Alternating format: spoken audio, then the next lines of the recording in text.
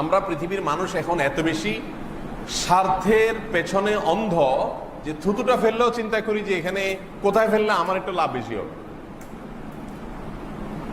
পাশের জমিওয়ালার জমিতে যদি থুতুটা ফেলি তাহলে অন্তত আমার জমিটা একটু থুতুর থেকে বাঁচলো, একটু হলেও লাভ হইলো। এই জন্য থুতুটা একটু জোর করে আরেকজনের জমিতে ফেলতে পারলে সেটা আমার লাভ। আমরা হলাম সেই মানুষ। এইরকম সময়ে এসে আর্থিক ইবাদতগুলোতে নিয়তকে খাঁটি করা, এটা হচ্ছে কত কঠিন একটা কাজ। এটার জন্য স্ট্রাগল করতে হয়, এটার জন্য নিজের সঙ্গে নিজে যুদ্ধ করতে হয়। যেমন দান একটা আর্থিক ইবাদত। দানের ক্ষেত্রে দেখবেন যে মানুষ শোনাতে দেখাতে পছন্দ করে, এটা মানুষের নেচার। আমি অমুক জামাত দিছি মাদ্রাসার জন্য, আমি এতগুলো মসজিদ করছি আলহামদুলিল্লাহ। বলার আবার স্টাইল আছে, এগুলো বলতে আবার মানে এত সুন্দর করে বলা হয়। এই বলার স্টাইল দ্বারা বোঝানো হয় যে আমার নিয়তের মধ্যে কোনো ভেজাল নাই ভাই, আমি আপনাকে শুনাইতে চাই নাই, কথার কথা বললাম আর কি, ঠিক না? যেমন একটা এক্সাম্পল এভাবে বলে যে ভাই আল্লাহ করাইছে, আমি আসলে আর কি করবো, আল্লাহ করাইছে আমার দিয়ে 5টা মসজিদ, ভাই আল্লাহ করাইছে ভাই, আমার কিছু না ভাই। বুঝতে পারছেন? কোরবানিটা আসলে আমাদেরকে আল্লাহর সন্তুষ্টির জন্য নিজের সকল সুখ ত্যাগ করার শিক্ষাটা কোরবানি দেয়। এখন আজকাল মুশকিল হলো কোরবানির গোশত আমাদের বাসায় উঠে আমরা খাই, ঠিকই আছে, কোরবানির আসল যে শিক্ষা সেটা আমাদের ভিতরে একটুও আসে। কোরবানি মানেই হলো ত্যাগ। কোরবানির শব্দের অর্থটাই কি? ত্যাগ। ত্যাগ। আপনি বাজার থেকে তরতাজা গরু কিনে এনে জবাই করে তাজা গোশত উঠে ফ্রিজে বললেন, খাইলেন, খাওয়াইলেন, মৌজ মাস্তি করলেন, দিলেন মানুষকে, এটা তো ভোগ। এখানে তো ত্যাগের কিছু নেই। ত্যাগটা হলো এর পেছনে লুকায়িত। সেটা হলো ওই ইব্রাহিম আলাইহিস সালাম আল্লাহর নির্দেশকে পূরণ করতে গিয়ে সকল কিছুকে ত্যাগ করেছেন, জবাই করেছেন, এমনকি নিজের সন্তানের গলে ছুরি দিতেও রাজি হয়েছেন। দেওয়া লাগে নাই কিন্তু রাজি হয়েছেন। সেই শিক্ষাটাই হলো কোরবানির মূল শিক্ষা। ওইটা নিয়ে যদি আপনি ফজর নামাজের সময় আরামের ঘুম ত্যাগ করতে পারেন, এই যে ত্যাগ, আপনি হারাম নিতে পারেন, হাতছানি আছে, বিশাল বড় লোভনীয় অফার, চাইলেই ঘুষটা নিতে পারেন, চাইলেই সুদের কারবার করতে পারেন, চাইলেই চুরি করতে পারেন, দুর্নীতি করতে পারেন, কিন্তু আল্লাহর ভয়ে করলেন না, এর নাম ত্যাগ। কোরবানি শিক্ষা দেয় যে আল্লাহর আদেশ মানতে গিয়ে, আল্লাহর নিষেধ থেকে বাঁচতে গিয়ে সবকিছু ত্যাগ। আমি একটা গ্রুপ মেনটেন করি, একটা দল মেনটেন করি, একটা সার্কেল মেনটেন করি, কিন্তু দেখা গেল যে এটা মেনটেন করতে গেলে আল্লাহ অসন্তুষ্টির দিকে যেতে হয়, এই জন্য এদেরকে ত্যাগ করে দিলাম, এর নাম ত্যাগ। কোরবানির শিক্ষা। একজন বন্ধু, আমার অনেক ঘনিষ্ঠ বন্ধু, কিন্তু দেখা গেল যে তার সাথে চলতে গেলে আমার নামাজটা ঠিক মতো হয় না, সে তার সাথে চললে আমার আল্লাহ থেকে আরো দূরে সরে যেতে হয়। এই বন্ধুকে ত্যাগ করে দেওয়া, কাট করে দেওয়া, এটার নাম ত্যাগ। এগুলো শেখায় কোরবানি। এখন এই শিক্ষাটা নেওয়ার খবর নাই, শুধু গোশত নিয়ে আমরা হুলস্থুলের মধ্যে আছি। মোহতারাম হাজরিন, অনেক মানুষ কোরবানি করেন, বিশেষ করে যে করোনা প্যান্ডামিক আসছে, অনেক মানুষ কোরবানি করবেন এই জন্য যে মানুষ কি বলবে, লোকে কি বলবে। সারা বছর করে আসছি, সারা জীবন করে আসছি, এবছর না করলে মানুষ কি বলবে। ছেলে মেয়েরা, নাতি নাতনিরা আশপাশে সবার কোরবানি দেখে চেয়ে থাকবে, কেমন লাগে। এর মানে কি? এর মানে হলো কোরবানি হলো নিজেদের এই সমস্ত খাহেশ মেটাবার জন্য, এটা ইবাদত না। মানুষ জিজ্ঞেস করে, হুজুর ঋণ করে কোরবানি দেওয়া জায়েজ আছে কিনা? কত শত মানুষ যে এই প্রশ্ন করে, হুজুর ঋণ করে কোরবানি করা জায়েজ আছে কিনা? কারণ কোরবানি তো করতেই হবে, আবার ভাগে দেওয়া যাবে না। বাড়িওয়ালা মানুষ, একটা ব্যাপার স্যাপার আছে না, ভাগে কোরবানি দিলে মানুষ থাকে নাকি? ছাগল দিব, হায় হায়, তাহলে তো শেষ। ছাগল দিলে তো আর এলাকা থাকার কোনো যুক্তি নেই, নিজেই ছাগল হয়ে গেলাম। ছাগল কোরবানি দেওয়ার জিনিস হলো, এই জন্য গরু দেওয়া লাগে, প্রয়োজনে লোন করা লাগে। আমি বলি লোন করে কোরবানি দেওয়া জায়েজ আছে যদি আপনি লোন পরিশোধের ব্যবস্থা থাকে। 1 মাস 2 মাস 3 মাস পরে আপনি দিবেন, চুক্তি আছে, যার থেকে তিনিও রাজি আছে। এইভাবে লোন করে, ঋণ করে, হাওলাত করে সওয়াবের কাজ করা যায়। কিন্তু একটা প্রশ্ন আছে, আজ পর্যন্ত এরকম কোন মুসল্লি আমি পাই নাই যে আয়েশা জিজ্ঞাসা করছে যে হুজুর মসজিদে আমি 50,000 টাকা দিতে চাই হাওলাত করে, এটা আমি কিস্তিতে আস্তে আস্তে শোধ করব, জায়েজ আছে কিনা? এই মুসল্লি আমি পাই নাই আজ পর্যন্ত। কথা বোঝেন নাই? তারপরে মনে করেন একজন গরিব মানুষ পাইছেন আপনার এলাকার, তাকে একটু, সে হয়তো অর্থ কষ্টে ভুগতেছে, হয়তো হাসপাতালে ভর্তি আছে, তার বিরাট বড় বিপদ, এখন তাকে হেল্প করা দরকার। এই টাইমেও কেউ এসে মাসালা জিজ্ঞাসা করে না যে হুজুর আমার এলাকার মানুষ, আমার কাছে এখন ক্যাশ টাকা নেই, আমি হাওলাত করে দেব তারে, পরে আমি বেতন থেকে মাসে কেটে কেটে হাওলাতটা পরিশোধ করবো, জায়েজ হবে কিনা। এই মাসালাও আজ পর্যন্ত আমি কারোর কাছ থেকে শুনি নাই। নিজের এলাকার কেউ বিপদে পড়লে এসে বলে হুজুর এলাকার লোক বিপদে পড়ছে, আমার তো বেশি সামর্থ্য নয়, আমি যা পারছি দিছি, আপনি কিছু দেন আর মানুষ থেকে উঠে দেন, এটা না শোনা যায় কেন? সেখানে কেন এই আগ্রহ নাই যে আমি হাওলাত করি হলো এই সওয়াবের কাজটা হুজুরে করতে দিব না, আরেকজনকে করতে দিব না, আমি জানি এটা নিরি মানুষ, এরকম পিওর জানার জায়গা আজকাল পাওয়া কঠিন হয়, আমি নিজের চোখে দেখা জিনিস, অতএব এখানকার সওয়াবটা আমি নিজের অ্যাকাউন্টে জমা করতে চাই, হাওলাত করে করতে চাই, হুজুর জায়েজ আছে কিনা, এই না জিজ্ঞেস করা দরকার ছিল। সেইখানে নাই, সব প্রশ্ন হলো কোথায়? কোরবানিতে।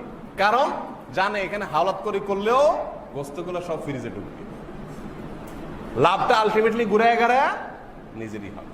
ভাইয়েরা আমার, অনেক ব্যথা থেকে কথাগুলো বলা, হাসার জন্য না, আল্লাহর ওয়াস্তে এখনো কোরবানির পশু কিনেন নাই, একটু মাথাটা ঝুঁকিয়ে চিন্তা করুন, ভাবুন আপনি কোরবানি কি গোশত আহরণের জন্য করছেন, মানুষ দেখানোর জন্য করছেন, লোকে কি বলবে সেটা থেকে বাঁচার জন্য বলছেন, সামাজিকতা মাথায় রেখে করছেন, নাকি আল্লাহকে সন্তুষ্ট করার জন্য করছেন?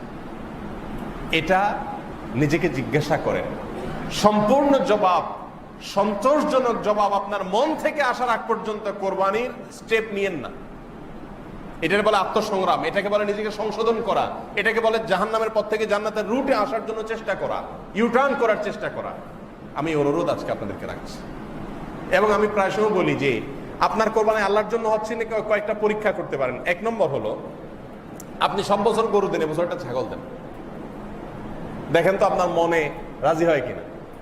ছেলে মেয়ে বলবে আব্বু কি বলো, তোমার মাথা ঠিক আছে, তুমি শুধু একটা ছাগল দিবা আর কিছু না, না সাথে গরু দিবা? না, গরু টরু না, শুধু একটা ছাগল দিব মা।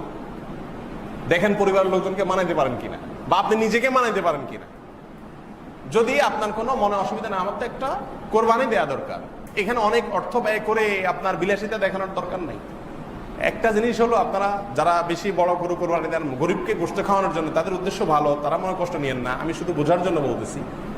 আমার অবজারভেশন হলো, বাংলাদেশের পরিস্থিতিতে, বাংলাদেশের প্রেক্ষাপটে যে যত 2 নম্বর তার কোরবানির সাইজ তত বড় হয়।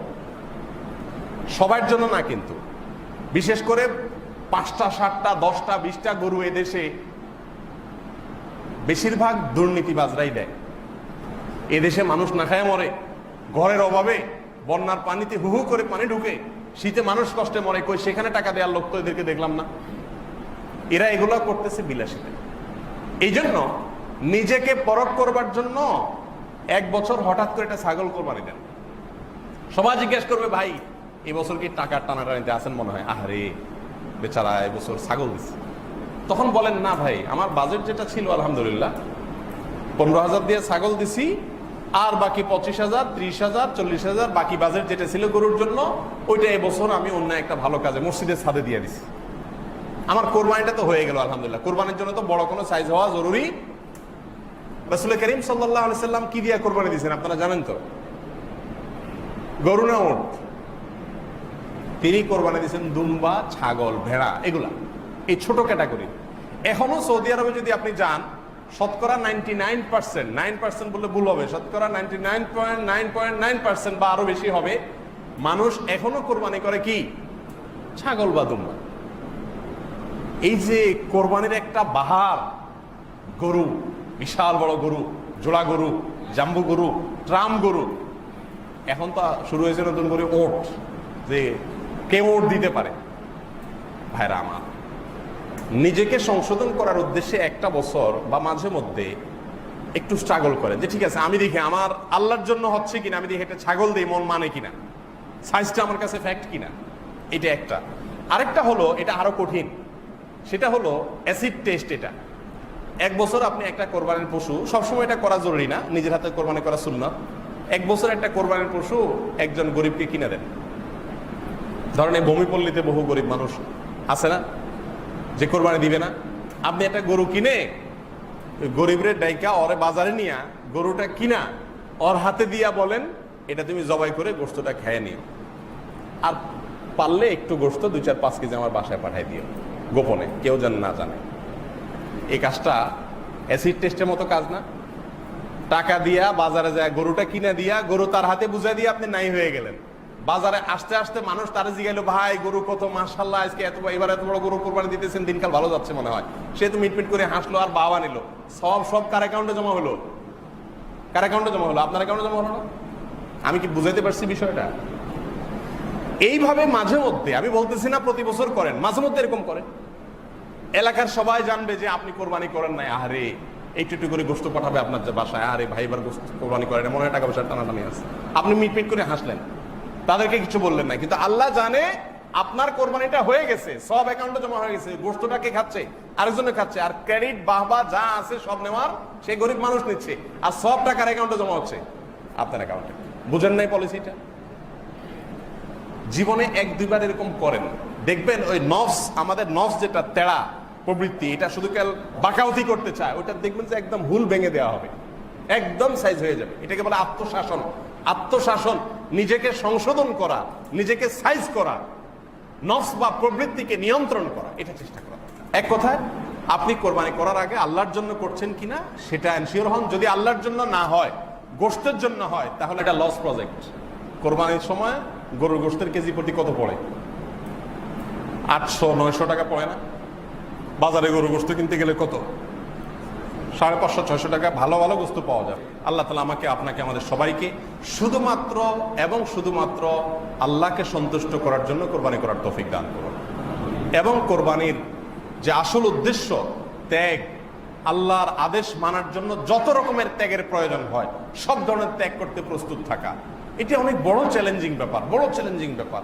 আল্লাহ তাআলা সেই ত্যাগ করার ঈমানী শক্তি, তাকওয়ার চেতনার শক্তি আমাকে, আপনাকে, আমাদের সবাইকে দান করুন।